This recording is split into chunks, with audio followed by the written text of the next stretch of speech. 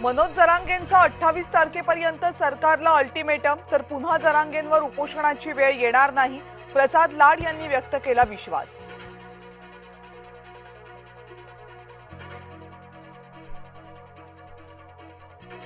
मनोज जरांगेंच्या सर्व मागण्या सरकार दरबारी मांडणार, जरांगेंनी फक्त मुख्यमंत्र्यांना समजून घ्यावं, जरांगेंच्या भेटीनंतर लाड यांचं विधान।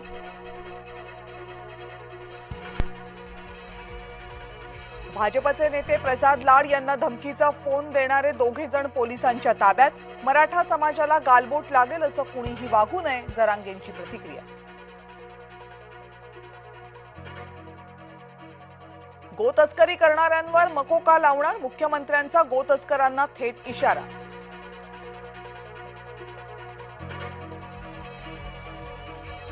पेट्रोल डिझेलची साठेबाजी करू नका, मुख्यमंत्री देवेंद्र फडणवीस यांचे जनतेला आवाहन।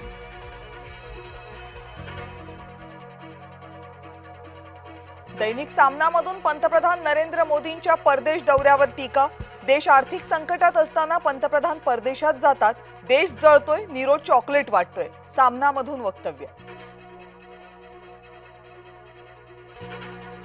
नागपूरमध्ये ठाकरे गटाचं अनोखं मेलोडी आंदोलन, मोदींकडून गरिबांची थट्टा केली जात असल्याचा आरोप।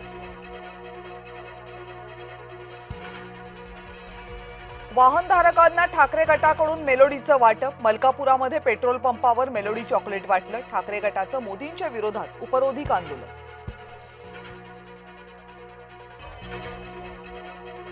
परभणी जिल्ह्यामध्ये डिझेल टंचाईचं संकट, सलग 5व्या दिवशीही अनेक पेट्रोल पंपावर डिझेलची बोंब, ग्रामीण भागातील बहुतांश पंपावर नो स्टॉकचे फलक।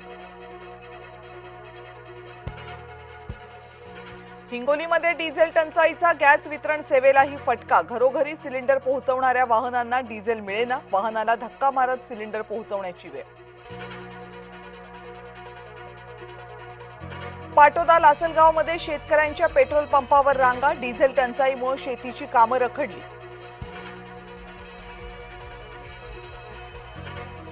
नागपूरमध्ये पवार गट आक्रमक, महागाई, इंधन दरवाढ, बेरोजगारी या विरोधात आंदोलन, जिल्हाधिकारी कार्यालयासमोर आंदोलन।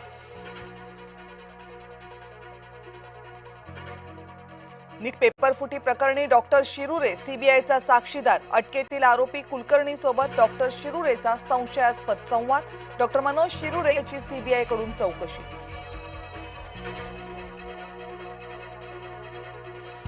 उल्हासनगरच्या कैलास कॉलनीत दिवसाढवळ्या गोळीबार, भर चौकात 7 राऊंड्स फायर, 3 जण जखमी, गोळीबार करणारे चंद्रशेखर बिराजदार आणि अजय राव अटकेत।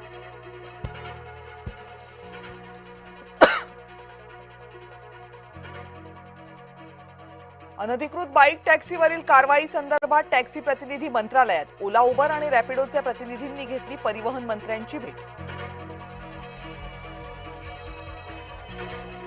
नवी मुंबईमध्ये नालेसफाईची कामं अपूर्ण, महापालिकेवर ठाकरे गटाचा आरोप, कार्यकर्ते थेट नाल्यातच उतरले।